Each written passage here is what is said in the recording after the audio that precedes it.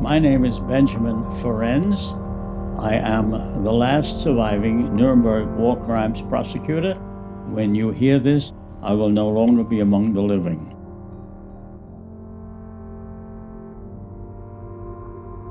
Most of the public doesn't realize the Nuremberg Trials is not just one trial by the International Military Tribunal at Nuremberg, which Hermann Goering is the best-known defendant.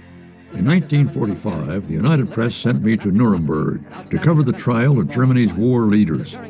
Should Hitler's henchmen be tried in the United States or in Britain? Should they be tried at all?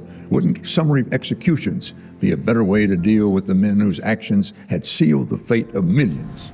The United States had decided that it would be advisable and useful to conduct another dozen trials covering the industrialists and the lawyers and the doctors and the other components of society to show the world exactly how it was possible for a civilized country like Germany to tolerate and commit the horrible crimes which had occurred.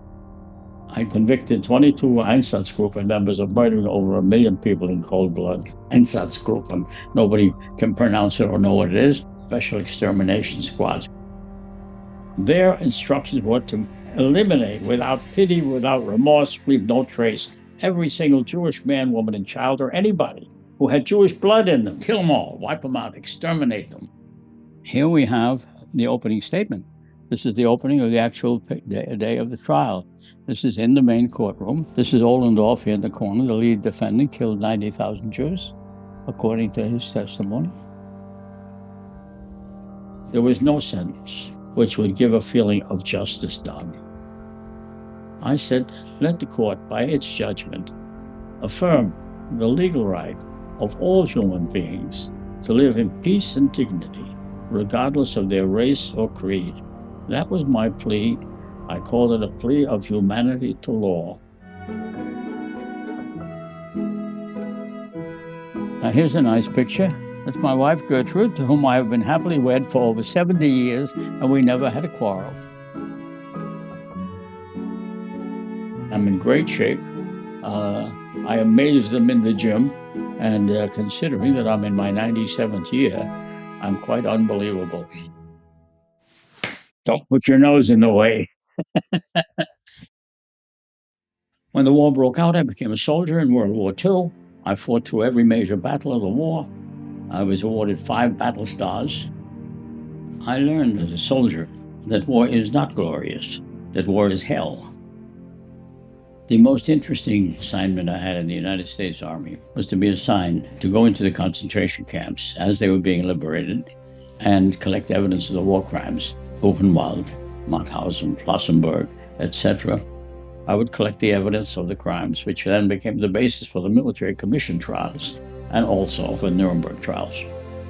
Horror would be one way of describing it. Hell would be another way of describing it.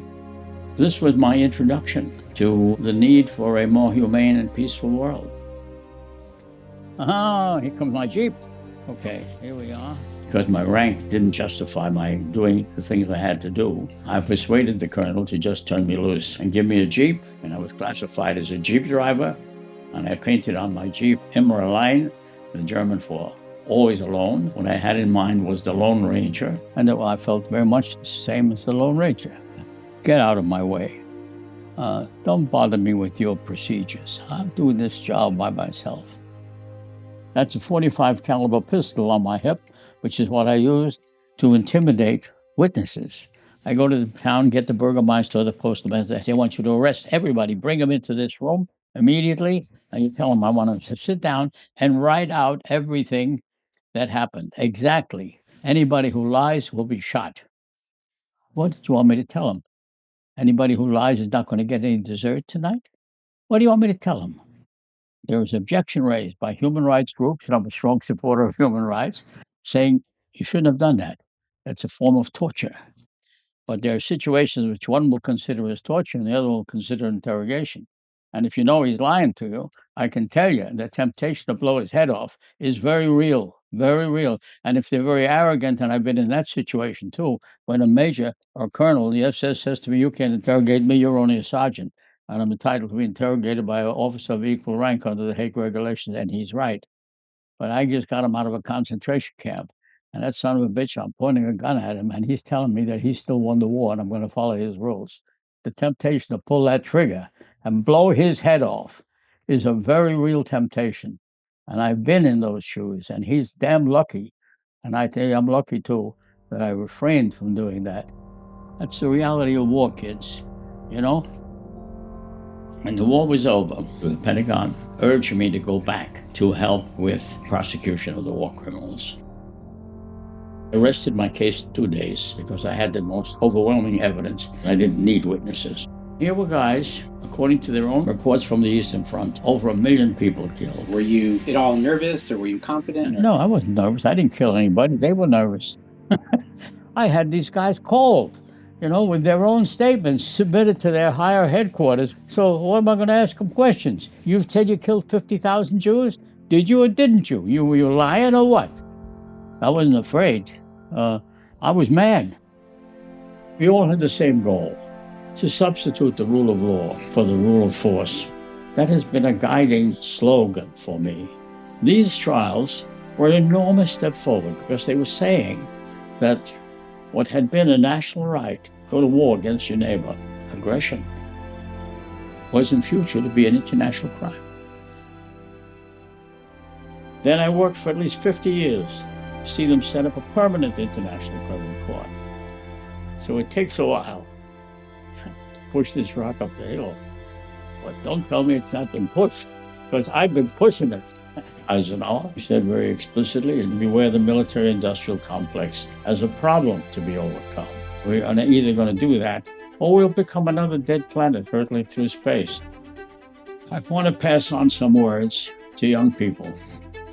I see all the problems. Your problems are enormous. You have to change the way people think about things which they thought the opposite of for thousands of years.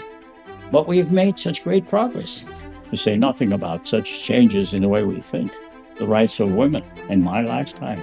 A man can marry a man, a woman can marry a woman, a man can change it to a woman. Today it's reality. They used to say, you like reaching for the moon. Moon? Only small potatoes. Now we're out in cyberspace. So don't tell me it can't be done. That you stop killing each other when you have a difference of opinion. You kill other people, have nothing to do with it. How long will you continue with this kind of a craziness? Even a bad judicial decision is better than war. What should be listed in my eulogy? My first choice, as I have already indicated to some of my potential heirs, are 2 words: he tried. And he tried to do what? He tried to make it a more humane and peaceful world for everyone.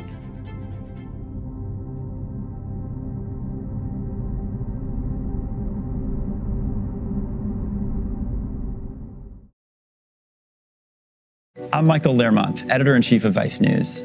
Too often, traditional news outlets shy away from the real stories and experiences of those living through global conflicts. Not Vice News. Our reporters are on the ground, fearlessly covering the human stories that shape our world. You and millions of others can continue to read, watch, and listen to Vice News for free.